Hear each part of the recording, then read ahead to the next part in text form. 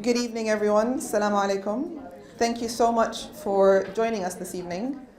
With all that's going on in the world, I know that we can be scattered in things to care about, but I'm grateful that you are all here today. On September 11th this year, we in Libya found ourselves in a very, very new reality. Overnight, Storm Daniel, which is the most deadly storm in Africa's history, hit the east coast of Libya, wiping out over a quarter of the city of Derna. Sorry, I'm a bit nervous. I haven't done this for a while. The crisis committee for Derna has put the loss of people to over 20,000 people. Depending on how you calculate the population of that part of Libya, that's between 10 and 20% of the population. At the moment, there are missing of over 8,500, without taking into account undocumented people or migrants, which of the latest numbers we know that there's at least 6,000 migrants in the city at the time of the floods. There have been 40,000 displaced, 30,000 of whom are from that city. And if we think about the generational loss that's happened in that city, culturally, we as Libyans tend to live next to our family. So what happened a lot in Derna was there will be entire buildings that each floor was a different generation of the family. And so when that building was gone, that entire family was gone. And what I found really striking at the time is when you spoke to someone in Derna, no one lost one person. Every family who lost someone lost tens of people. One week after those events, on the 18th of September, Derna's people spoke out. They had a very clear list of demands when they spoke. They wanted to see accountability for what happened. They understood that this was a natural event, but they also knew that it was man-made in the damage that it caused. The damage they were talking about was the damage in the lead up to this, the negligence, the corruption, but also historically, Derna has been disenfranchised systematically, government after government after government. And it was not a coincidence that the deadliest price that was paid was in the city of Derna. They also want accountability for how it was handled. We were aware that Storm Daniel was hitting the eastern coast well in advance of this, yet the advice from the government at the time, quote unquote government, was to remain put and not evacuate. They also very succinctly, in their demands on the 18th of September, asked for reparations.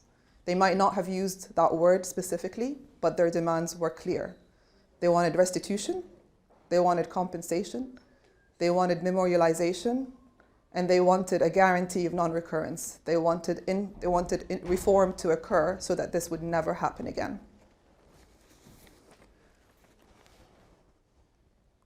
The other reality we faced in that day was the immediate response from those in power.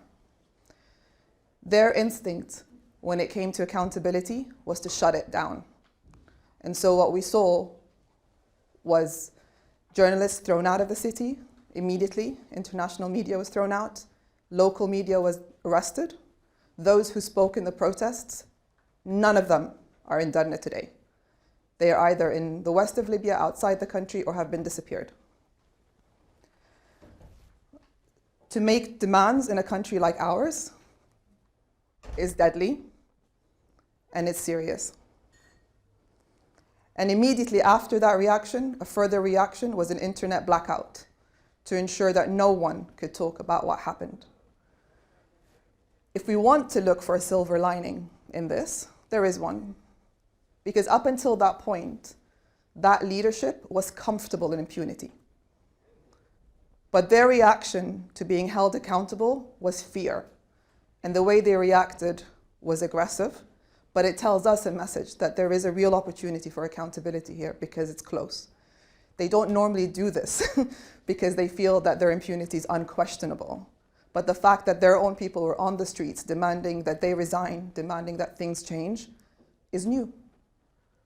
And so they had to deal with it. They dealt with it in the only way they know. But to us, it sends us a message that accountability is real. Like with everything else that happens in Libya, when our governments, and I use the plural intentionally, fail, civil society always fills the deficit. And we saw that more clearly than ever in Derna, when it was civil society who was delivering the humanitarian assistance, it was civil society who was documenting the loss, and it was civil society that's seeking accountability. And today, it's civil society that's leading the question of accountability and seeking it. We at Lawyers for Justice in Libya, in partnership with 3 incredible Libyan organizations, Libya Crimes Watch, Tahra, Tahra and Defender Center, have set up the Accountability Action Group with the sole mandate of finding routes for accountability for those who we lost and those who continue to suffer in Derna. Today's lecture is but one avenue for that. The intention today is for us to collectively brainstorm what is possible when we talk about accountability, and to honor the demands of those protesters who were so brave to stand there on the 18th of September and ask for it so clearly.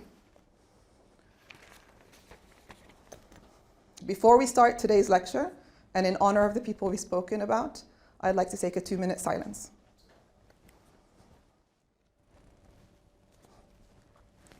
Thank you so much. You'll see that there is on the table over there a condolences book that we have for you if you want to write a message. And our wonderful first speaker, Noura, who will tell us more about the situation in Derna, will help us get that to the city. Thank you so much for being here tonight and for supporting LFJL. If you want to continue to support our work, you'll find a persistent child running around with a box. You can do it that way. But thank you. Do feel free to write the condolences book. Do feel free to please eat the food. And we'll see you. We'll start going downstairs in about 20 minutes. Thank you so much. I am Noura Eljerbi, a journalist and human rights activist. My roots trace back to the coastal city of Derna in Libya. In 2017, a difficult decision weighed heavily on my heart: to leave behind Libya and my beloved family. The reason for my departure was painfully clear. I could no longer exercise my journalistic and human rights advocacy with the freedom and integrity that I believed were vital. The oppressive climate had tightened its grip, making my work from Libya something impossible. My exit from Libya was not just physical. It was departure from my sole true home, a separation from the people who had shaped me into the person I am. Since that fateful decision, I've existed in a state of exile, torn between the profound desire to return home and the determination to pursue my calling on a global stage. When the catastrophic floods struck Derna, my heart shattered into a million pieces. The city that cradled my most cherished memories, the very place that defined my identity, was mostly flat now. It was an agonizing moment when I thought that my inability to return to Libya had rendered my power to physically stand with my family and community during their darkest hours. The separation became more heavy when I couldn't reach my family during those initial moments of crisis. The physical and emotional distance felt endless, and my fears about my family well-being grew like a storm Daniel inside me. As I share this deeply personal story, I hope to shed light on the complex emotions that many exiles, activists, and journalists like me grapple with when things like this befall their homelands. It's a narrative of love, sacrifice, and the persistent pursuit of justice, even from a distance. The floods in Derna served as a stark reminder that sometimes our dedication to a cause must contend with the longing for the familiar faces and places that make us who we are. And then, in the middle of the chaos, came a moment of hope and connection. After 1 day of silence, I finally received a message from my family. They were safe, though shaken, and this moment of contact was a lifeline for my spirit. I channeled this newfound hope into my work, advocating for the people of Derna through reporting and storytelling. I thought I could shine a light on the resilience and courage of my fellow citizens in the face of this disaster. In the absence of any significant support from authorities, and in the middle of their failure at the crisis management, the efforts of activists and Libyan CSOs became the hope of the citizens of Derna, serving as their lifeline. Their unwavering dedication not only highlighted their crucial role, but also underscored the potential for positive change and resilience within the community. My media coverage as a journalist from abroad played an important role in providing critical information, as mis- and disinformation in the crisis of Derna falsely linked local demonstrators to ISIS through old videos. As a journalist experienced in fact-checking, I worked with Tahra organization to debunk these claims and provide accurate information about the situation. Also, my media coverage from abroad has played a vital role in helping the people of Derna after the floods by raising awareness, mobilizing aid, advocating for assistance, providing critical information, humanitizing the crisis, and advocating for long-term recovery, giving voices for the survivors, and promoting accountability. The narrative I have shared, goes beyond my personal experience. It underscores the collective resilience of a community facing unimaginable challenges, that it explores the complexities of being both a journalist and an exile, navigating the delicate balance between bearing witness towards injustice and longing to support loved ones in this crisis. With these struggles, a significant chapter unfolds, battling the adversity of silencing the voices and suppressing the hopes of the city of Derna. In the second part, the recurring theme in Derna's history emerges as those in power in Libya again snatch away the hope from the city. Derna has long suffered neglect under various Libyan governments, contributing to the catastrophe we discussed today. Despite the loss of countless lives, Derna is once again neglected. Those in power have effectively isolated the city from national and international media coverage, leaving a void in information on casualties, missing individuals, and the condition of those in the hospitals. This emphasized the severity of the situation. It's important to understand that not only these little information available, but talking about the difficult situation in Derna brings real risks. The risks associated with such discourse extend far beyond mere detention. Those who bravely speak out may find themselves subjected to a wave of harassment on the internet, where the virtual space becomes a battleground for the amplification or suppression of their voices. In my personal experience, the threats escalated from cyber violence to my family in Derna becoming a target. Calls from people who are close to the people and authorities reached them, giving them a reminder of the real-world consequence tied to my advocacy. As I conclude, I will recall what I said when I started this speech.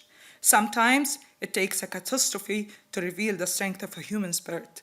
We witness this wavering strength in the calls of Derna protesters advocating for their rights, and their plea was simple yet very clear: accountability, reparations, and a guarantee for a better future. Let us therefore persist in our efforts, tirelessly amplifying these voices through the unwavering dedication embedded in our work. Thank you.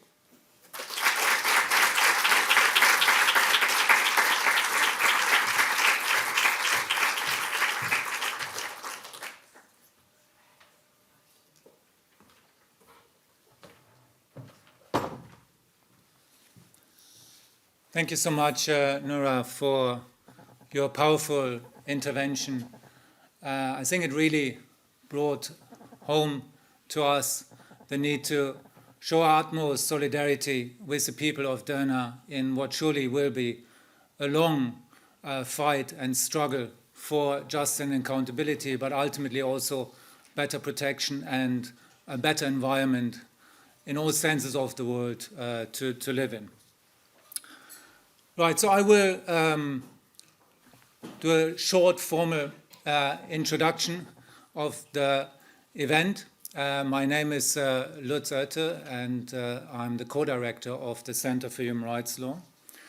First of all, a very good evening and a warm welcome to all of you to this year's annual Justice Lecture co-hosted by Lawyers for Justice in Libya and the SOAS Center for Human Rights Law. Now, direct violence in armed conflicts has been at the center of worldwide attentions and concerns, from developments in Israel and Gaza to the war in Ukraine, and although by now largely ignored, the war in Sudan. The slow violence, to use Rob Nixon's terminology, of the impact of climate change on the most marginalized, frequently racialized and gendered, is in contrast often normalized. Dramatic events such as Hurricane Katrina or the flooding in Derna pierce this constructed veil of ignorance. They highlight that disasters are not purely natural or the result of higher powers, but are intensely political. We can only understand them if we examine responsibility for failures to prevent and respond to such disasters. In turn, this raises the question of justice for those who have to suffer their consequences as a result of governance failures and human rights violations. We are immensely privileged to have with us tonight Colette Pichon Battle, the well-known lawyer and climate justice activist and co-founder and partner of Taproot Earth, who will explore these issues in her lecture entitled Climate Justice from Katrina to Derna in Pursuit of Accountability. Colette will be introduced fully by Alam Saudi, who it is my pleasure to introduce now. Alam is the director of Lawyers for Justice in Libya, a fantastic organization that has been pushing the boundaries of what justice means in the Libyan context and pursued multiple avenues to achieve it. Alam is also a SOAS alumni who seized the moment when she studied here back in those revolutionary days to co-found Lawyers for Justice in Libya. I cannot think of a better way of combining academia and human rights practice, and here we are to continue in the same vein more than a decade later. Before it is my pleasure and privilege to hand over to Alam to guide us through the event, I'll mention a few housekeeping points. If you have not already done so, could you please put your mobile phones on silent, and in the unlikely event of a fire alarm, please make your way to the exits immediately and move to the assembly points on Mallet Street to your left-hand side. This is it from me. I hope very much you will be enjoying, if that is the right word, the evening.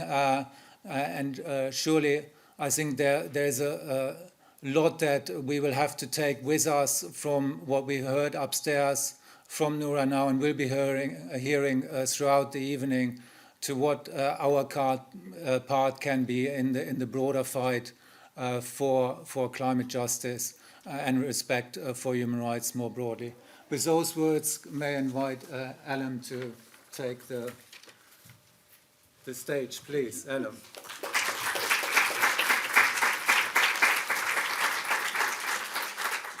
Good evening again. For those who heard me upstairs, I won't abuse the podium for too long. I thank you again for being here. We know there's a lot happening in the world that demands our attention, and so we're grateful for your engagement. We hope you will proactively engage in this as well in the Q&A, which we're looking to be challenged in. Before I introduce Colette, I want to give Noura a proper acknowledgement. Noura describes herself as a journalist, but she is one of the journalists that are trustworthy reporting on Libya. Way before Derna, she was one of the sources that I always went to check what was happening in the country when I heard a rumor. She started off her career post-revolution on one of the main channels in the sort of post-2011 era, and became so trustworthy to the audience that she became a threat to the authorities. And now she finds herself, as she described, in exile. We are grateful as Libyans first, and as LFJL second, for her relentless activism, honesty, and just fearlessness. I'm always a little bit starstruck when I'm around her because nothing shakes her fortitude, and that is something for me to learn from. She's also my stylist for this evening. She brought me this, we call it farmla in the West, but I forgot the name that's used, but it's from Derna, and it will always be cherished by me. It's a bit heavy, but it's really, really special to me, so thank you for that as well. Next time you can help me with my footwear, Noura, because this is not a good look. So thank you, Noura. Noura will join us at the Q&A. I'm absolutely thrilled to also introduce Colette. It was a very deliberate choice to have an all-woman fearless panel. And I think, in addition to Noura, I can think of no better person. Colette is the co-founder of Taproot Earth, which is an NGO that builds power and cultivates solutions among frontline communities. She's also a renowned climate justice and democracy advocate. She's a very trusted voice in the Black liberation movement. And she today will talk to us and help us think around what legal and judicial processes there are to deal with environmental goals, but also environmental challenges. You might recognize her from her incredibly successful TED Talk, which really makes me nervous to be talking ahead of her. I don't like that I'm sandwiched between these two phenomenal speakers. But her 2019 TED Talk is one of the ones that are up there with 3.5 million viewers. But one thing that's not in her CV is just how phenomenally, instantly addictive she is. So I've spent only today with her, but I'm hooked. And I intend to very much abuse our relationship to this fullest to make sure that we continue to advocate for what we talk about. So without any more from me, I'm so thrilled to welcome Colette to the stage. Feel free to tweet about this. There's a hashtag, sorry, not tweet, X. What do we say now? X about it. But here's Colette. Thank you so much.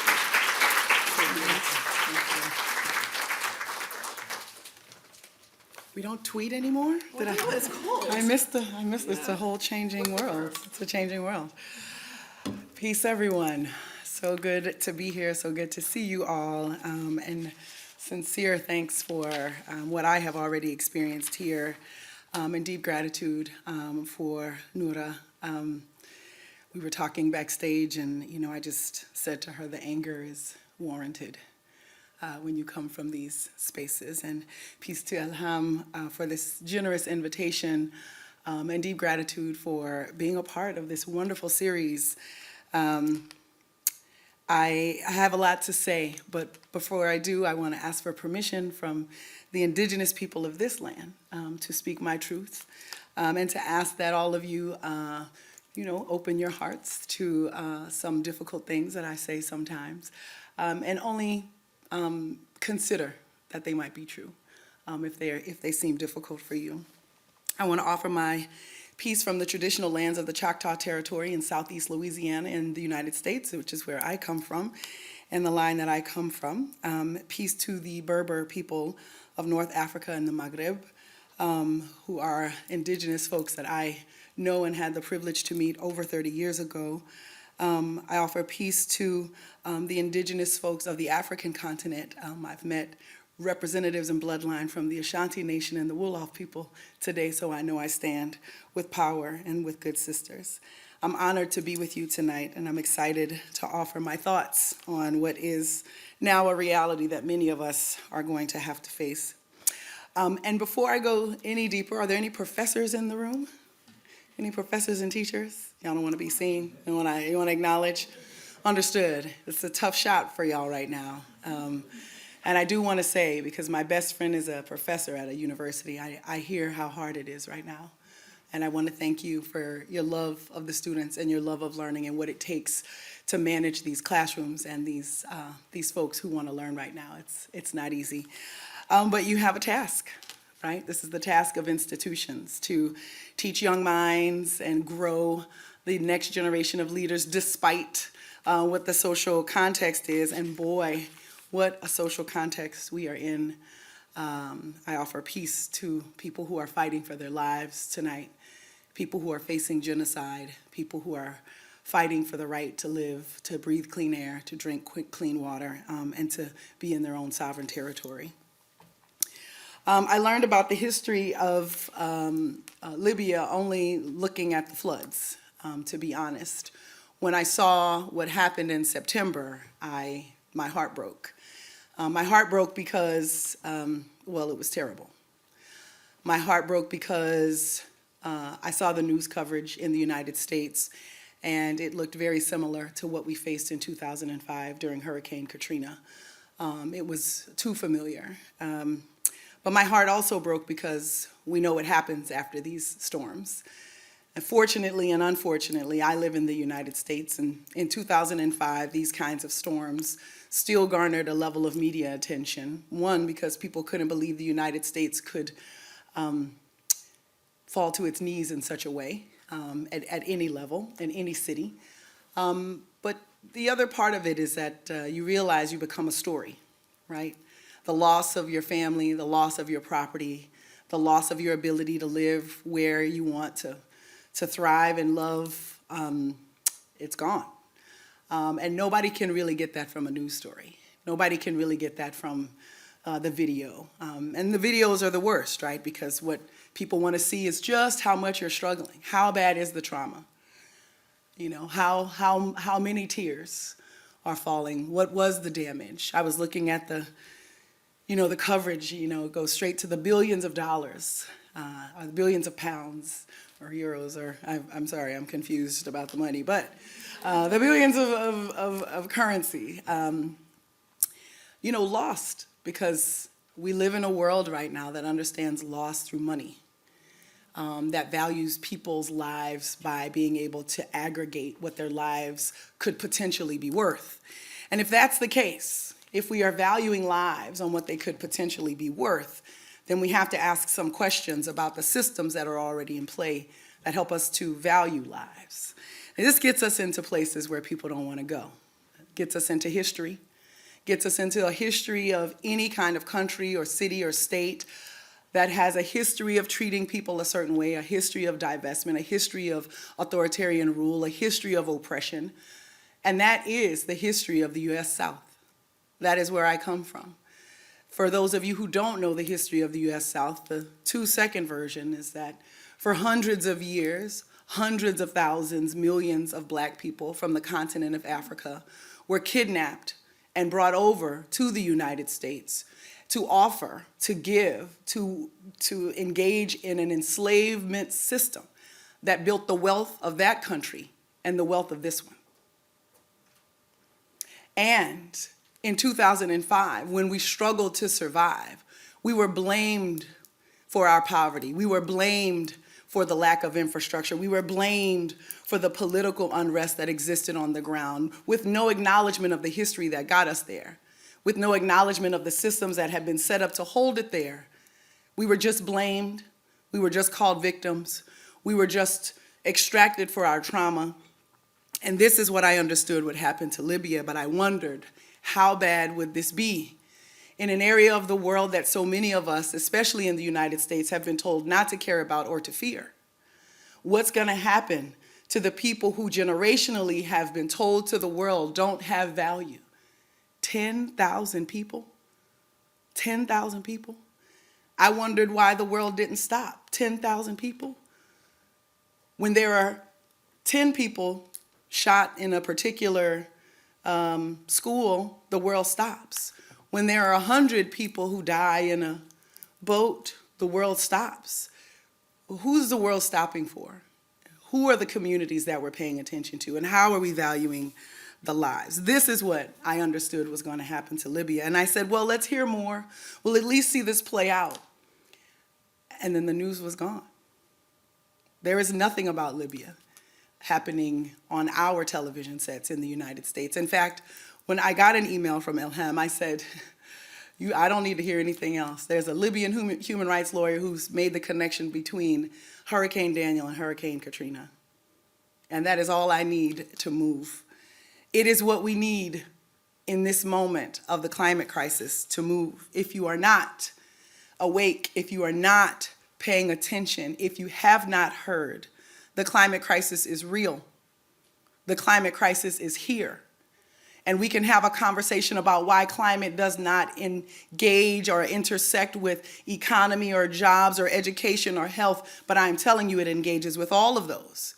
It intersects with everything. This, friends, is the ball game. This is the issue of our absolute human existence. If we don't get through this, we do not survive. We do not survive. We don't survive in New Orleans. We don't survive in Derna. We don't survive anywhere. And London is not immune. Neither is New York. Neither is Miami. Neither are all of these cities that we like to go to and visit. We're all on the same, we're in the same trajectory, but the impacts will not be the same, as we've heard. The impacts will touch those of us who are on the front lines first.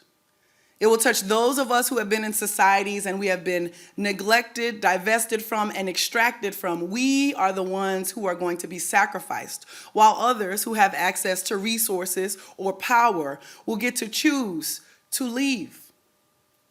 Will get to choose to migrate in a way that doesn't relegate them to an immigration status of rejection. We are now talking about the difference of who is going to have the right to remain, who is going to have the right to recover, who is going to have a right to restoration. And friends, it is broken down into the same lines that colonization put in the first place. And here we are, talking now about the thing that we can never talk about. You certainly are not supposed to talk about it in the U.S. You're not supposed to talk about the U.S. is actually a project of imperialism. It is a project of colonization. What we see now is a legacy of slavery. And when it comes to communities like mine, we have been only valued for what we can produce for the American economy. Libya has been calculated in that way. It's an oil-rich nation, like Louisiana, like the Gulf South. We've got oil too. The oil-rich nation, these oil-rich places, we are responsible for accelerating a climate crisis. Our areas and the extraction of oil and gas from the ground is accelerating extreme weather that hits the front lines, and then we don't survive. But why aren't our communities stronger? If we have access to one of the most expensive commodities in the world, why aren't we the most ready? Why isn't our infrastructure up to date? Why aren't our people at the front of the solutions? We have to talk about not the civil conflict on the grounds of Libya, which is what you find when you look up Hurricane Daniel, right? The infrastructure failed because of the civil conflict on the ground. No mention of colonization for so many years before that. No mention of what it means to have to fight for liberation. And then what generally happens as people fight for liberation is that we actually take on the systems of oppression of our colonizer and then blame each other. There's no acknowledgement of where this comes from. This is just like climate change, where there's been no acknowledgement of the root cause of this. Yes, we are talking about greenhouse gases in the air. We are talking about greenhouse gases in the air that warm the planet and cause extreme weather. Yes, we are talking about the science of the thing. But the science of this thing is rooted in an economic driver. And the economic driver is rooted in power, supremacy, and oppression. And if we don't understand that the lives and the liberation of people in Libya are tied to the lives and the people of Louisiana, then we do not understand this climate crisis. You are not allowed to leave my presence and think that we are talking about invisible gases for a future impact on people who want to just recycle their plastic water bottles. You may only leave my presence understanding that there is an economic system that has been exported and globalized. And many of us, even us on the front line, are guilty of upholding it. We are entrenched in a system that is meant to kill us and save just a few. And when the storms come, we will be blamed for not being ready, for not being strong, for not having liberties, for not having the things we need. We will be blamed with no acknowledgement of the history that created this reality. Climate change is not just about invisible gases for a future impact. It is an opportunity for us to change a global system. This is where the work begins, and this is where most folks get a little nervous. We get nervous because we're going to have to acknowledge a few things. Some of us who are part of colonizing nations and colonizing people are going to have to acknowledge that the power you have is not rightfully yours. And what does that mean in this day where people are fighting for their lives? When you have power that's not rightfully yours, what do? Do you hold it? Do you maintain it? Do you sit, ponder, question your privilege? Well, that's what privilege allows. It allows for time and pondering. It allows for pontification and writing. It allows for all of those things, and it stops action. The truth is, if you are part of a colonizing nation, if you are part of a people who have benefited from the pain, the servitude, the enslavement, the denigration of others, you owe something back right now. And I'm not just talking about money, because we're sitting in a room with some lawyers now, and we're talking human rights. And I didn't have to say the word reparations. It got said twice before I got up here, so I know I'm talking to the right folks. But this is what we're going to have to talk about, reparations. It scares everyone. Well, legally, it scares the United States, because this is why they are obstructing the climate talks that will go on in Dubai. There is now a push for a financial facility that will allow global South countries to actually get ready for and prepare for what is still to come while they are already reeling. They are already having to move. It is uncertain if they will survive, and all they're asking for is for the United Nations to create a financial facility that will allow them to survive. My country has said we will allow this if there is no liability attached. We don't want to take the blame. We don't want there to be legal liability, because we don't want the world to be able to come back on us. But let me tell you, so that you understand, friends, this climate crisis is not about whether or not you recycle your plastic water bottles.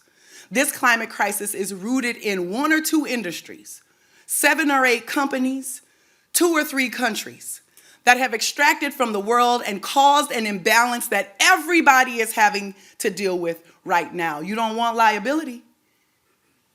Funny how the Libyan people are supposed to be liable for the civil war that preceded this storm and all of the chaos that exists on the ground. But when we can trace factually with data, with scientific data, who's responsible for the climate crisis acceleration right now, we don't want liability. My job at the UN is to push my country. What's your job? My job when I go to these places is to listen to the global South and say, we must make amends. What's your job? If we are sitting in this room right now in our privileged places, black, brown, white, and everything else, what's your job? What's your job on accountability? And be careful, because they want most of us to get some letters behind our name. They want most of us to get educated so that we can advocate for the destruction of our people, which is what we're seeing across Africa right now. Some of the best minds on finance, on economy, on law, pushing so that Africa can become not just the garbage can and the carbon sink, so that everybody can continue their very comfortable lives in the Western realities that they live in. But now we're starting to see countries say, hey, we will forgive your debt if you give us access to your trees. We will forgive your debt if we can mine your lithium and your cobalt and your sulfur. We will forgive your debt if you give us access to our future. And the choice for many African nations and South American nations and indigenous nations everywhere is, what do we do now? Do we choose to live today and take the deal? Or do we have the audacity to vision for tomorrow? The audacity to vision for tomorrow is not easy. It's going to require those of us who have access to institutions like this to take a step and a stance. You don't just get to talk about it amongst yourselves anymore, friends. You don't get to hear about 10,000 people gone. You don't get to get that kind of information and just go think about it. It is now time for you to stop letting just the courageous women of Libya be the voices. It is now time for you to join. Yes, it's great. Me and Noura and Elham, I got a crew. We about to do it. We about to get it. We about to get it. I got an idea and some new friends. But we're going to need you to do your part. And here's your part, man. Your part is asking, where do I fit in? What do I do? And how am I upholding an unjust system? How do I advance work that the front lines are showing clear courage around, but I haven't yet engaged in? I don't understand climate is too complicated. It is not. This is about human rights. This is about valuing everyone equally. And this is about understanding that accountability is the first step. The question is, what are we going to do in the aftermath of Libya? It's not just about accountability and justice for the Libyan people, although it is absolutely and foremost about accountability and justice for the Libyan people. This is about the warning shot. What happens when you get to witness a warning shot? That is what Katrina was. For the United States, Katrina was a warning shot. What's going to happen when a storm hits a major city? When people are left in the water to die? When the infrastructure is so bad and the history is so lethal that we have devalued their very existence? What's going to happen? This is a warning shot. Libya was the sacrifice for this planet. New Orleans was a sacrifice for this planet. What are you going to do? How much more sacrifice do you have to see before you engage in a way that stops these systems and helps you to really help us shift and change? I will tell you, there is hope, but the hope is not of these governments. Lord have mercy. The hope is not going to be from your prime minister or my president. And I don't know if y'all watching what's going on in my country, but we're in trouble. We're in trouble. I hope y'all don't think the United States is about to get us out of this one. We are not. And I'm not sure that the Libyan government is either. In fact, what I know, the only thing I know for sure, is that when I was young enough to watch the fall of apartheid in South Africa, I said, where did they get the idea? And I was told they got the idea from the civil rights movement in the United States. Where did we get the idea? We got the idea because we started seeing each other. We started seeing each other and we started seeing who's rising up, who's fighting, who's got courage, what strategies are they using, and how do we connect together? If you think any justice fight is solely and squarely for a particular country or place, you have misunderstood justice. Nobody is free until everybody is free. Nobody is free until everybody's free. Your liberation is tied with mine. There is no such thing as charity in this moment.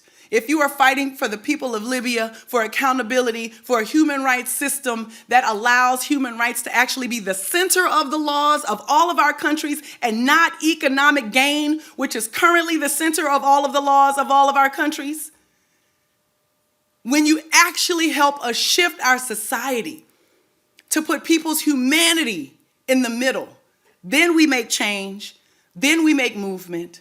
Yes, sometimes it is revolution, but revolutions can come in many different forms. They can be economic, they can be social, they can even be rooted in deep, deep love. We do not have to move from anger, although to everyone and to the Libyan people who are in this audience tonight, if you are angry, I understand. If you are angry, it is warranted.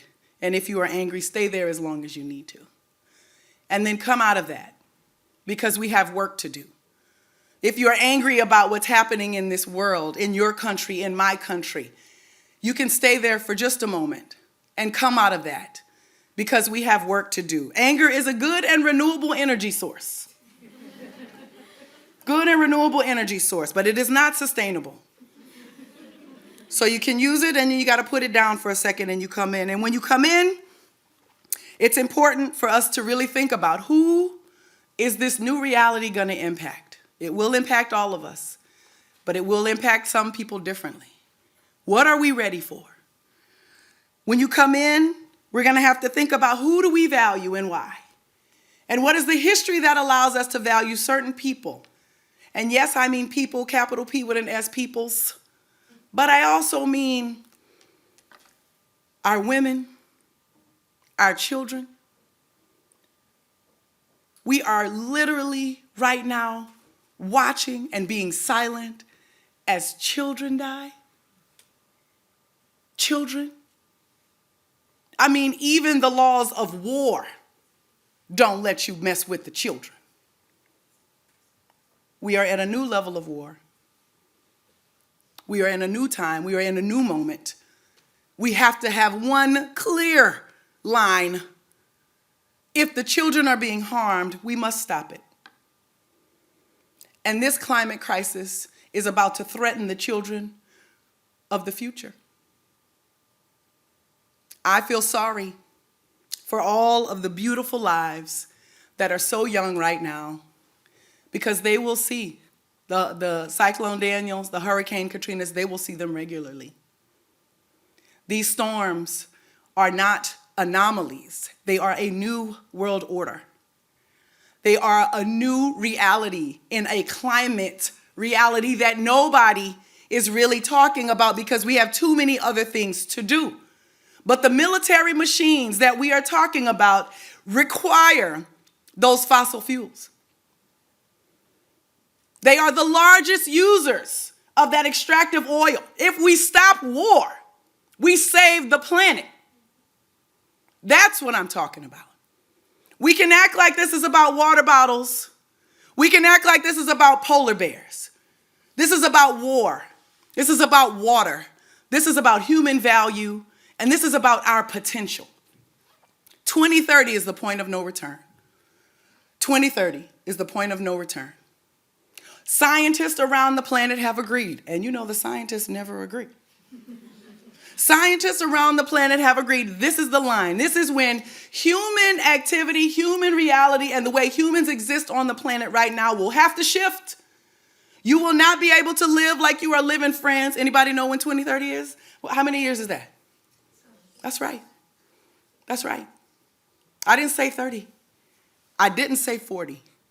It's 6 if you want to just jump to January.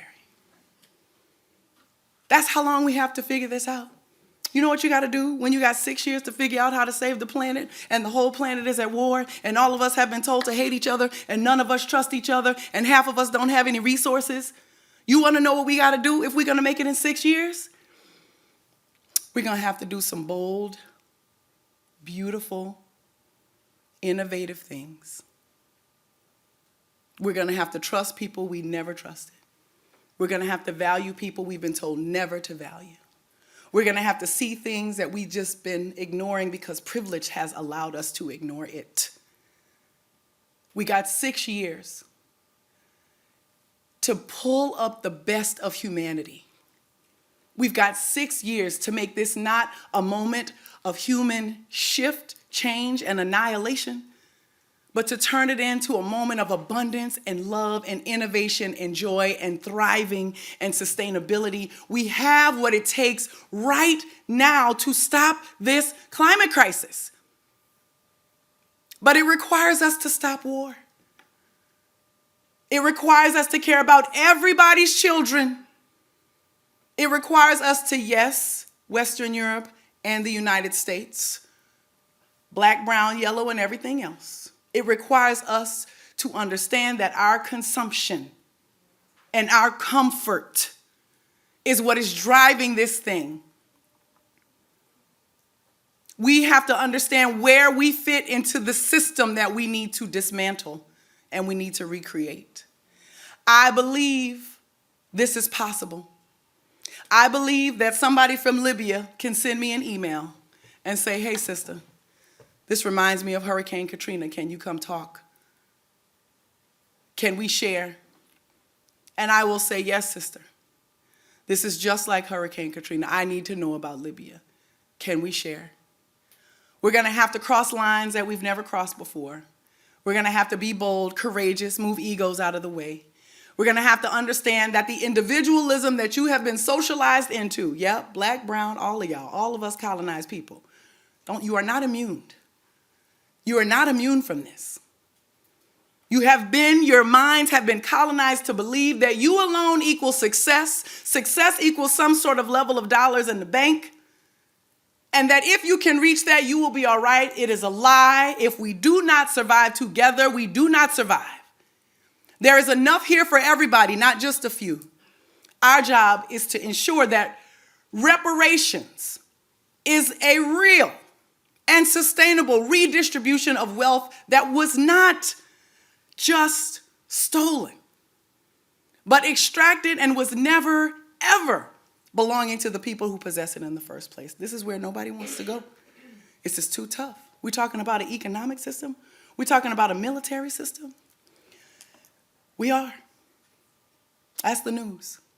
I'm here to tell you to stop believing all of that stuff about polar bears and plastic water bottles. I'm here to tell you this is a much deeper and harder conversation. I'm here to tell you that if we don't reject the individualism of capitalism, if we don't reject these binaries and the segregation of how we're being pitted against each other, if we don't reject this, we do not survive. So now we got to do something hard. Good news, though. I know for a fact that the people in North Africa know how to throw a good party. I've been there. I don't know if you had that food, but you'll never want to leave.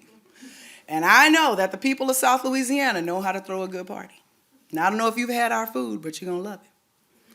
And what we got to do is pull those elements of our traditions that are delicious.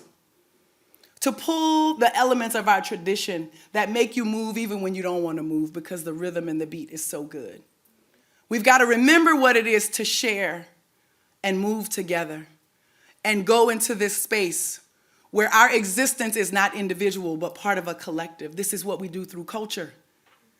This is what will be lost in the climate crisis. And this is what we fight for. I'm looking forward to fighting with y'all. I'm looking forward to fighting with my sisters, and I appreciate the opportunity to address y'all tonight. Thank you.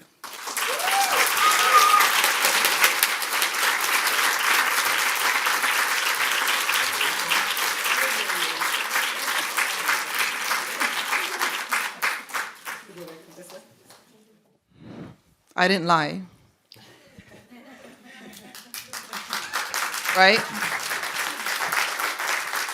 You can take away what you want to take away, but you cannot tell we sold you short for tonight. That's one thing for sure. I mean, genuinely, I feel that I just want to ignore the audience and just hold you both hostage. Sorry, that's a really terrible turn of phrase. But I really am in phenomenal company. I have got so many questions, but I know that I won't abuse that prerogative too much. I might start with just one to both of you, because I think some of the links that have been made between the south of the US, the south in the US and in Libya, one of the striking themes to me is the historic, deliberate disenfranchisement of a community. We've seen that in Derna for political reasons, because Derna's always been an agitator in Libya, whether that was under the Gaddafi regime or in post-2011. It has been a systematically disenfranchised community. And I went to American school, and I've sort of tried to keep up, but it is absolutely not dissimilar. And when we were thinking of a topic for this lecture of how we could talk about Derna in a creative, constructive way, it was immediate to us that there's so much to learn from the Black movement's handling of Katrina. And so I'd like to hear from both of you, maybe Noura, we'll start with you, about the kind of role that, deliberate disenfranchisement in our community has had an impact, and then maybe we'll hear from you as well. Well, maybe I would start from before 2011, when it's the Gaddafi regime, and it's always there was always kind of movement in Derna, whether it was like resilience or where people are saying what they want out loud. And just to mention that Derna has been known for being a very cultural city for some time. And during the Gaddafi regime, it was a different kind of oppression that was there. And then post 2011, it was always claims that there is Islamist groups are coming from Derna. So there was always been different treatment, a different way at looking at these people. And through all these times, there was this problem of neglecting the city. And there's something here I would like to even highlight. It's the tribal thing in Derna itself. There is like, it's different tribes, and there is this kind of tension that is always there, especially when post 2011 elections and even the local elections, the local authority elections, it was always that tension. And I think this tension was even again happening after the storm Dalian hit. So this is something or at least this is the whole scene and how we can see it. And I think this is shown now today on what we see and what we discuss. So this. Yeah, it was really interesting for me to think about the disenfranchisement and not knowing a lot about the different regimes, but only having heard about the Gaddafi regime, about the struggles prior to the storm. I'll say in the U.S. South, what's really been interesting is it has been a deep resource for the United States. I mean, we've got the agriculture, we've got the oil, we've got a lot of the ports, the bigger ports. The Port of New Orleans was a major just entry point for the establishment of the United States. And actually, the Louisiana Purchase, was really sort of the doubling of the size of it. It has always been a place of resources. We've been the place of resource extraction, right? The global North countries find global South countries to extract from. And the global North country of the United States uses the U.S. South as an extraction space, an extraction zone. And it's really interesting to me how little resources are put in things like infrastructure, because it feels quite deliberate, right? If you keep people fighting for basic things, health, education, water, they end up fighting each other. That's what's very interesting to me about how we get blamed for fighting each other, right? When really the conditions are so that you do. I watch the investment in the Northeast and in the West Coast of the United States. I look at the resources of the South. We should be the best infrastructured area of that country. We are not.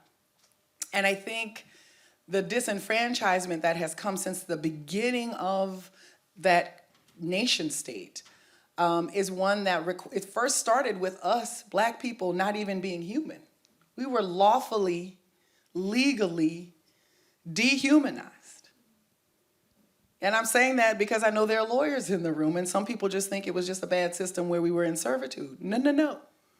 There was a legal dehumanization. We were called chattel. We were equal to like sugar. It wasn't just, servitude. And Frederick Douglass went to Ireland to make a distinction because he went to see how the Irish were being oppressed and put in servitude by the English. And he got to distinguish that, nope, it wasn't that, it was this. It's something different. It is deep servitude in Ireland. It is enslavement. And so I think about these systems. This was the legal system. This is the basis of the infrastructure that we live on, the basis of the social structure that we live on. So to see what happened in Hurricane Katrina, and to see that most of the people who died are Black, and to see that most of the people who weren't able to return are Black, and to see that most of the people who ended up with mental health issues and they were Black, to see that is to see the legacy of enslavement. And you really have to acknowledge that, or else it'll just turn into we didn't take care of ourselves, or we didn't leave, or like that's how we get blamed for the victimization. So. Well, that question of blame. I think here Derna is like using the Islamist groups as something like this. It's always to blame the people of Derna of being of the way that the government should be, or something like this, and that was the thing that it was used all the time. Yeah. And I think the question of blame is definitely one worth taking a pause at, because when Derna happened, every politician who spoke to abdicate blame. right, to abdicate responsibility. And so they were using quite religious rhetoric because Libya is quite, at least officially, quite a conservative religious space. And so they were effectively gaslighting the entire Libyan population by telling them you are questioning God's will. Ooh. You should be people who fear God, and you should not be saying this. This is questioning God's will. This is a natural disaster. What could we have done as people? That backfired. What they had hoped is to silence anyone, but that backfired. And I think this kind of question of blame is so powerful because it does, what both of you have talked about, which is effectively keep people bickering, and so they can't advance themselves. Indeed. And the shift we've seen in Derna, and I think for us, Derna in Libya can be a crucial turning point in the Libyan story. The same way I think Katrina has been for the South, of saying, holding a mirror to what's happening and saying, no, this is a turning point. I think if we lose that window, it's a bit of a really, really important lost opportunity. I just want to comment on the religious part of this because I think this is interesting. The U.S. South is quite religious. There's sort of the U.S. Christian label, but if you want to know where the Christians are, they in the South. That's like the real. They go to church all the time, and they, to organize, to move is to acknowledge that there is a role for the Christian faith in the lives of everybody.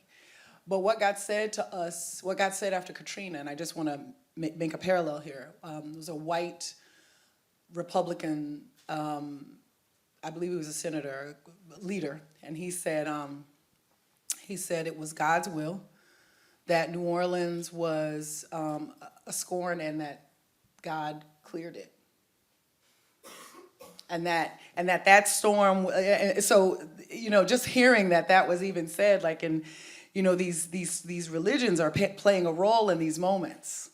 And they're so deeply entrenched in people's spiritual, not religious being, but their spiritual being. And so there's this moment where you pull in God and say this was God's will, with really abdicating the role of man, the role of humanity, or the lack of humanity inside of that. I think this is an interesting point, this blame, this liability, this accountability. I think this is a really interesting point, especially from our cultures, right, that are so deeply rooted in these moral teachings. There feels like we should be making stronger moral arguments on the other side, and it sounds like the people did. And I think that was, if you follow the narrative in Derna, it was a fascinating combination of saying you need to be more pious, but then attacking people for being ISIS. And I think it's this kind of, we'll use whatever we need at whatever moment to just keep you down. I know that I'm sort of hogging the stage, but I'll ask one more question, which to my mind is really interesting, because we talked about the intersection of climate with everything else.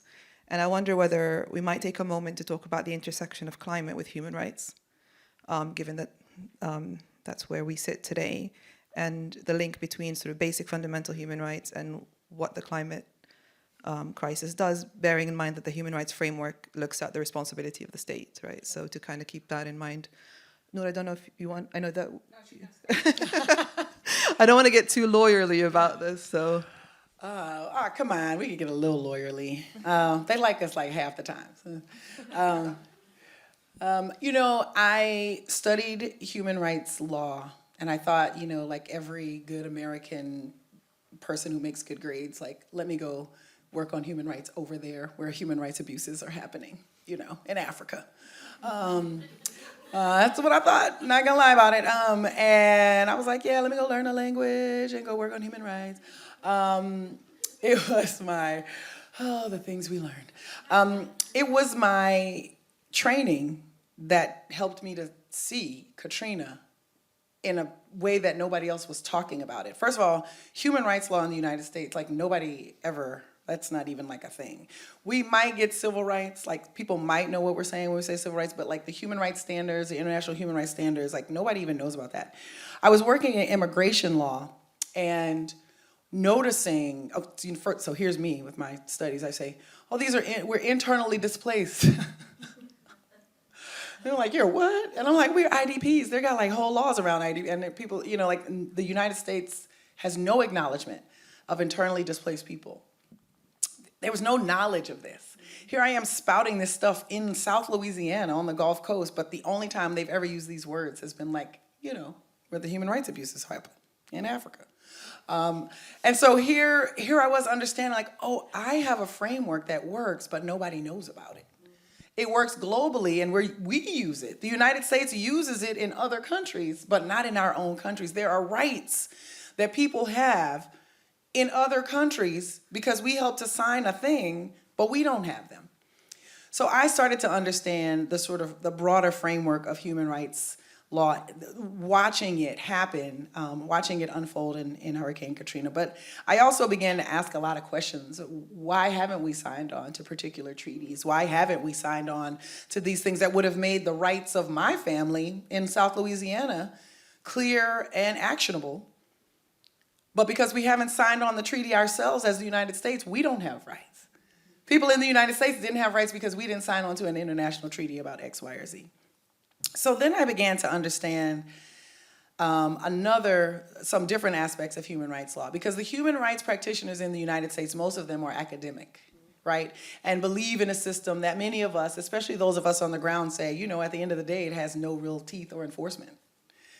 So what is the value of the United Nations? What is the value of the international process if what is being advocated is only being done in like the halls of academia? Like we're not. So I started finding lawyers who were trying to bring human rights law into the court system. I mean, the lawsuits after Katrina we have a very litigious society, and the things people can sue for it was unbelievable. But to try to bring in a human rights framework, you know, that people have a right to be in their homes.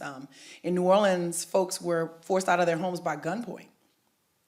They were told to leave, and they were able to be forced out of their homes by gunpoint because they lived in public housing. So they were poor. But if you lived in wealthy housing, uptown New Orleans, those people got to call in like private security. They called in Blackwater. I don't know if you know about these cats, but anyway, the human rights part of this was really interesting because you see all of these human rights violations in the United States, nothing going forward, and the only people who know this stuff only talk in academia, and they have no real ability to put it into practice. But that's really what started the work for us post-Katrina. How do we make this thing real? And the last thing I'll mention is that the way that Taproot Earth looks at its legal work, its engagement, how we bring the law into the climate work, is through a human rights lens toward climate justice. And that's just a different way of doing this altogether. And so it's really been a very foundational piece of work for us, mostly because what we learned were the basic rights of humans.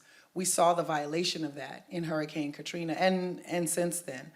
And I'll just say we've got to do more now. We can't just have this stagnant document that was made so long ago in a reality that most of us haven't really contemplated. There's a new reality out there. Our laws are behind, and we got to get them up to where they need to be. I think in Libya the situation is a bit different. The whole thing, the whole term of human rights is something new for us. That's something that is post 2011, and speaking out loud about human rights is something that is put us on a face even with the publics themselves and the public opinion in a very dangerous situation. That's why I left in 2017 Libya.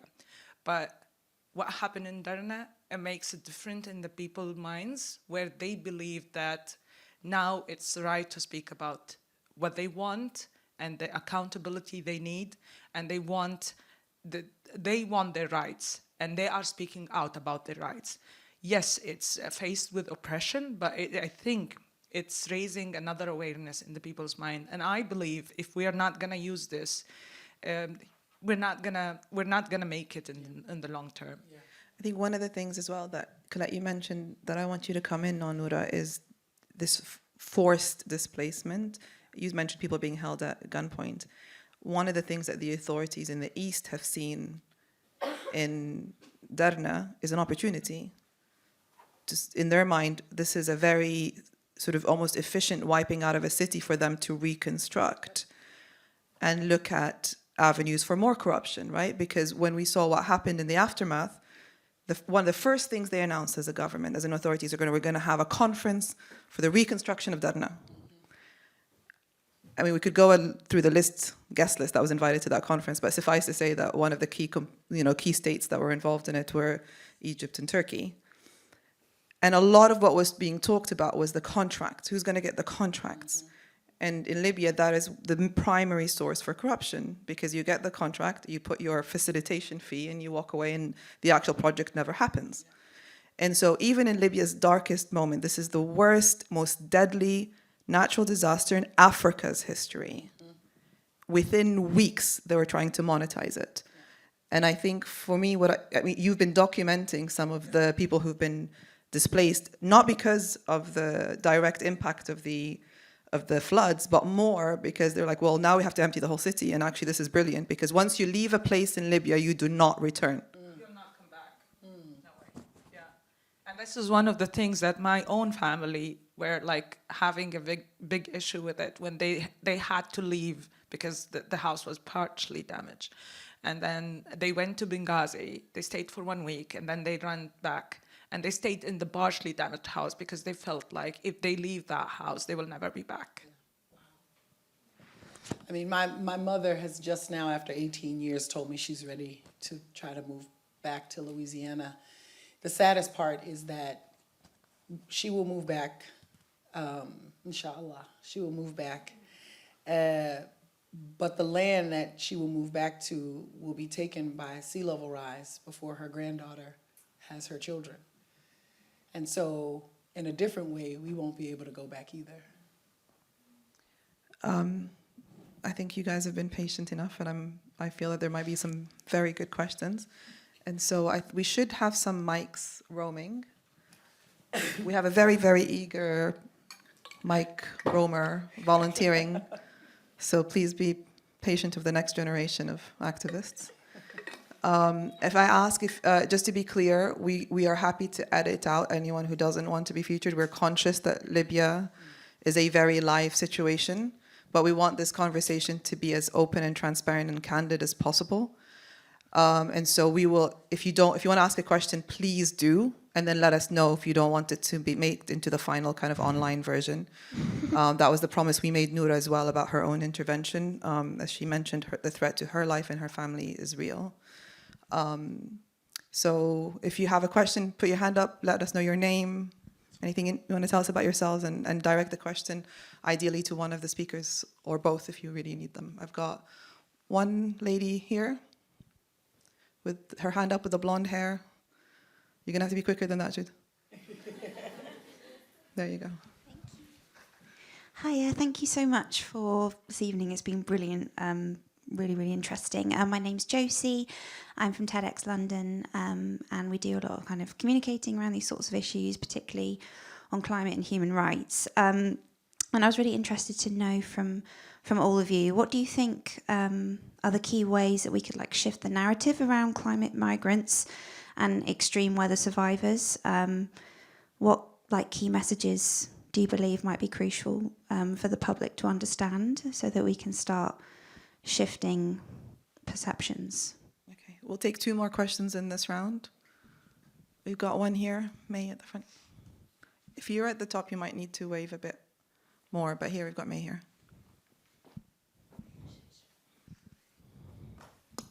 Thank you so much, Elham, and to both of you, and peace to all of you 3 women. This has really been very inspiring.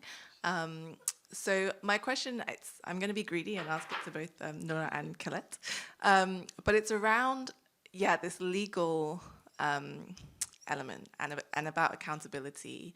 And you mentioned it earlier in your intervention about how legal frameworks have often been instrumentalized to serve the powers that be, and that legal systems, and we see this in Libya, have been used to oppress people. Given that, how do we then push for accountability? What can we be doing when our legal systems aren't working for us? How do we then resist? What does that look like? Thank you. I think we can take one more. Slide is really bright. Oh, there's one here. Thanks. Well, right in front of you. hi, Yasmin here. I have 2 questions, if that's okay. Thank you both for just sharing your truth with all of us. This has been incredibly touching. My question first for Noura is, do you feel like there's usually more responsibility or feeling of responsibility or guilt when you're abroad or in exile, when you're dealing with a crisis at home? Do you feel like you have more guilt than people actually experiencing it because you're away?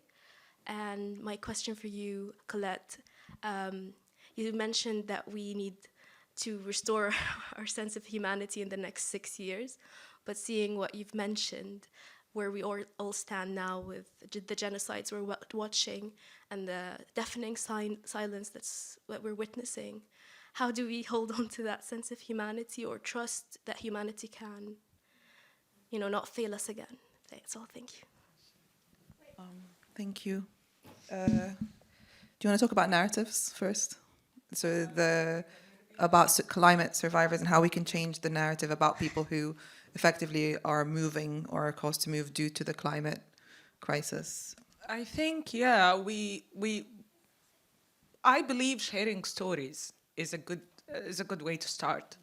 Hearing from people themselves and letting them share their stories, helping them speak out, it's going to help a lot in changing the narratives. And especially if the audience or the people who are hearing, they will be touched and really touched with what they are going to say, and sharing their own experience, their own feelings is something that might help a lot in changing the narratives. And no one can say that they are lying or that they are not, that this is not true. So this is something that you can really stand on. Yeah, I totally agree with that. And I think, I hope that reporters and journalists and friends and advocates will not just share the story from a victimized way, but these are people who have survived. There is wisdom and there is power. And that's, when these stories are shared, the honor has to be, I think, with that tone and that lens. I would add 2 more things if TEDx is courageous enough. I don't know. I mean, I got 2 straight answers for you, but you might fall out your chair. So get ready. It was changing the narrative. Item number 1, borders are not real. So if we're going to talk about climate migration, if we're going to talk about migration, we certainly shouldn't be using the terms refugees and any of those other things that just reinforce these borders that are not real. Some white men somewhere sat in a room and drew on a napkin how they wanted to divide up these countries. And they did it not so long ago. And it still happens. If you can make a border, you can take it down. And if we're going to talk about climate migration, and we keep those lines up, we're going to create levels of civil and international war that we have never experienced. It is now time for us to do some radical 6-year things, like take the borders down. Are we ready? I don't know. Some people like the borders they live within. Some people like the power they have. Some people feel pretty comfortable in this moment. I'm saying something that is scaring a lot of people in this room. No borders? How do I maintain my identity and my power? Now that's another question. The first thing I would say is change the narrative of borders. And the other thing that we need to change is the narrative of migration. Migration, as nature will tell us, is a natural phenomenon. People have had to move across natural barriers for a very long time. Why is it all of a sudden that we have adopted a very Western colonized patriarchal understanding of engagement and enclosure? Movement is like water. Movement is a feminine power. Movement and migration are natural things. People have the right to move. People have a human right to move. And we have to change the narrative right now around borders and the human right to move and the human right to remain, because now we will be infusing everybody, even those who we've been taught to believe they don't have a right to anything. Now you're giving rights, acknowledging the rights of everyone. That's the narrative shift that I would add into that. There was the question, thank you, because I've had endless debates, like super self-indulgent legal debates about what amendments to the Refugee Convention we could be making to allow for climate change. But actually, maybe I need to liberate my brain as well beyond that, right? Because why are we even looking at the Refugee Convention for this? These papers, listen, 6 years, y'all. 6 years. We could keep working on these papers. Yeah. No, Or we can do some very revolutionary thinking about how to survive on this planet. We don't have time for amendments. God, I feel so redundant right now. You're causing an existential crisis for me, but let's move on. If we look at we talked about the question again of legal accountability, and this is another way, right, that the law is operationalized to serve those in power. This is not kind of a new revolutionary narrative. But what we're seeing in Libya for sure is the laws have been constructed to shut down civic space and to shut down conversations and to shut down freedoms. But in combining this with the narrative question, the narrative has been so meticulously done because the concept of rights and freedoms is so new to us in Libya, to make it a bad word to talk about your rights, right? So not only is the law crushing you, actually society thinks either this is a luxury that we'll come to once we've got some kind of political settlement, or that this is such a foreign concept to us that we cannot accept it. And I guess my question, in trying to paraphrase slightly what you were saying, May, is how do you work with a system that's designed not to work?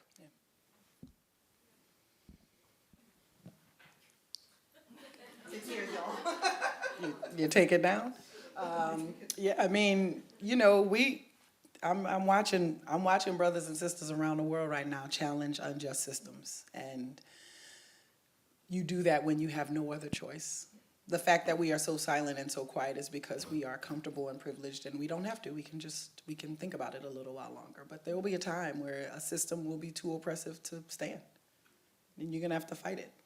And that's the only thing your human body is gonna let you do. At some point, you're gonna fight, because your life will depend on it. And so many people are already at that point. I mean, there is a reality. I am a lawyer. We gotta work within these things, until we take them down.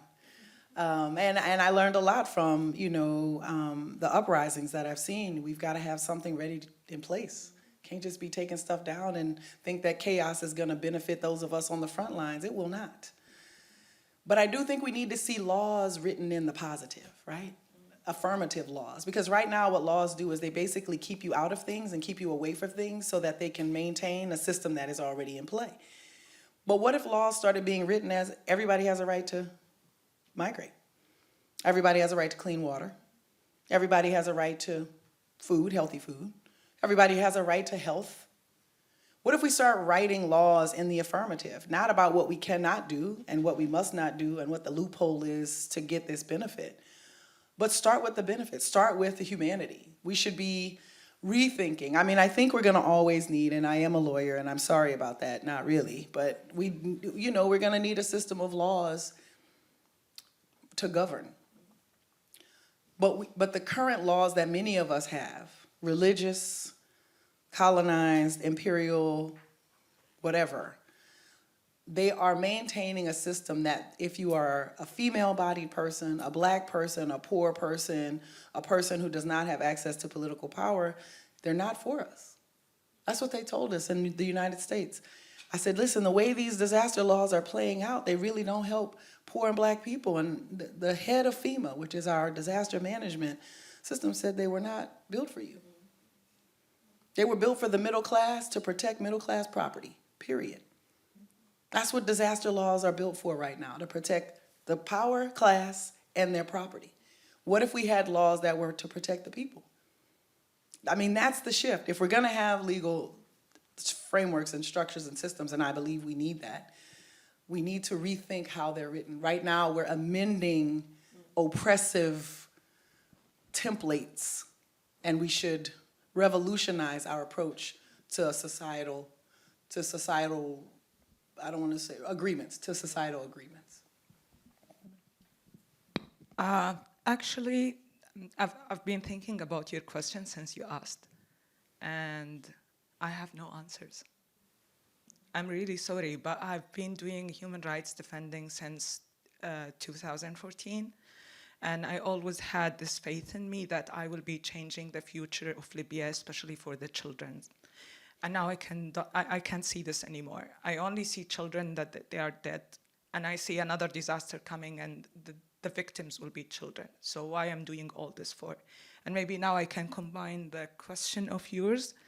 And I'm sorry, I'm really sorry to say this, but since 11th of September, I am in a black hole. And I feel like I have nothing to do, and I can't do anything while I'm away. And it's very hard.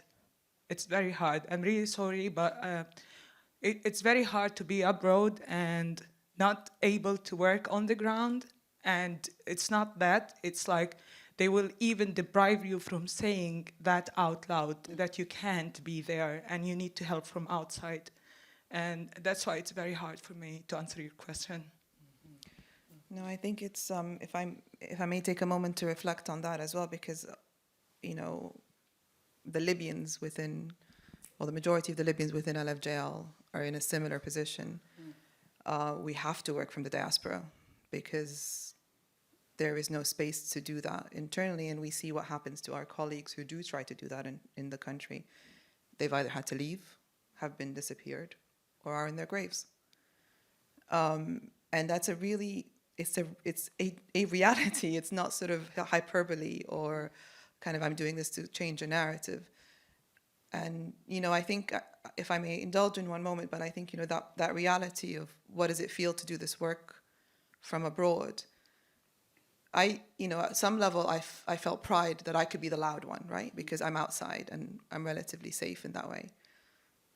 But one of the prices that you end up paying as well is not just yourself, because my daughter, who I'm sure you've seen run around, is 8 years old and she's never seen Libya. And trying to raise a child with that identity, with no real reference point other than my stories, that's a real toll. And so I think, you know, there's so much generational pain that you've mentioned. I don't think we even get to feel guilty, because we feel guilty about feeling guilty, because it's like, well, what do we get to feel guilty about? You know, we're safe. Like, so even the emotion of guilt, you have to kind of you have to check. Mm-hmm. Then you feel guilty about the guilt. And so it's this real vicious cycle. Colette, I'll come to you, perhaps to kind of bring us some hope when we talk about how we restore our humanity in this reality. Thank you. Yeah. Well, I feel your pain. And like, some of us know what that is. And it's real, sister. And I wish peace to your heart and to the hearts of the people in this audience who've lost so much. I'm sad that we have this shared bond. I'm sad about it. But we are now bonded. You got a whole crew of people in Louisiana ready to roll with you. Because we're fighting the same fight. We're fighting for survival. We're fighting for dignity. We're fighting for our humanity. And the fire that you have inside of you right now, don't let it destroy you. But you are allowed to rage. And I say that to you as a woman, because we're not supposed to. But you are allowed to rage, and we need you to. And for whenever you can't rage, maybe people in this audience will rage for you. And Ashe. And whoever's in those jails, and maybe this is a conversation we can have, we need to lift them up, man. Tell that government they've got people watching them from all around the world. And we want those journalists out, and we want the story told. That's what privileged people get to do. Right? That's what you get to do when you get to be the loud one, and the risks aren't the same. It gets asked to me all the time, especially my white allies, like, what can we do? You have the power and the privilege to do so much. The silence is not neutrality. It is literally choosing the side of the oppressor when you are silent. That's what Bishop Desmond Tutu said. When you are neutral in moments of injustice, you have chosen the side of the oppressor. And some have been silenced and exiled and harmed. And people who have the right and the ability to not be silent, we need you not to be silent. And I think the hope is these little 8-year-olds who are not silent, Lord have mercy, they got stuff to say. You know, there's a whole nother generation of folks coming out. They saying all kind of stuff. I didn't even know we didn't tweet anymore. I didn't even know. I didn't even know. You know, they talking to each other around the world.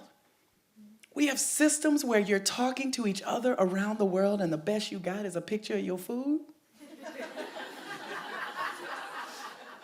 Feels to me like we could be doing something else with these systems. I'm just gonna throw it out there.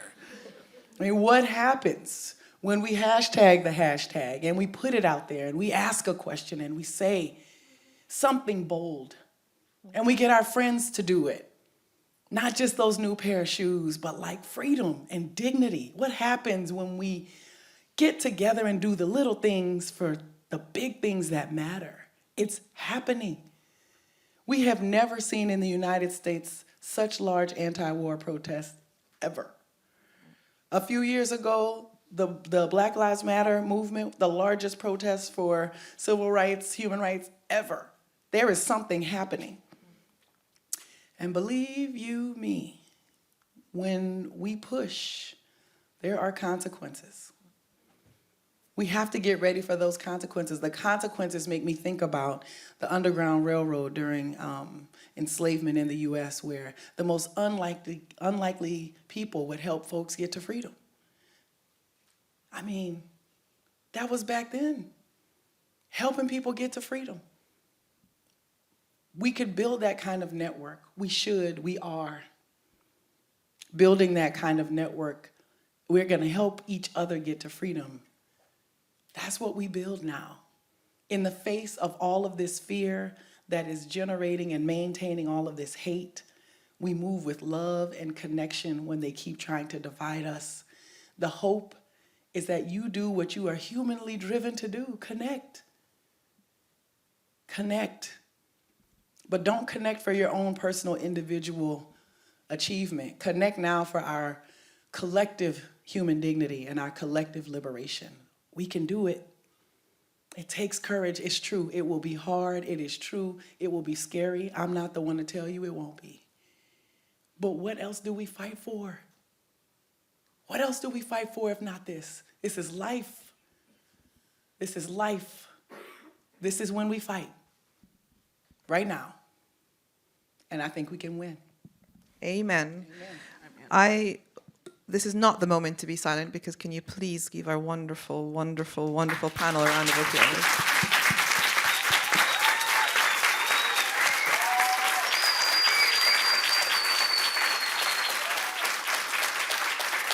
It's my absolute pleasure to release these women into the wild, and may they bring humanity to our world. And thank you so much for sticking around. We love you. If you want to show your love to us, there are lots of people walking around with little tappy machines. Thank you so much.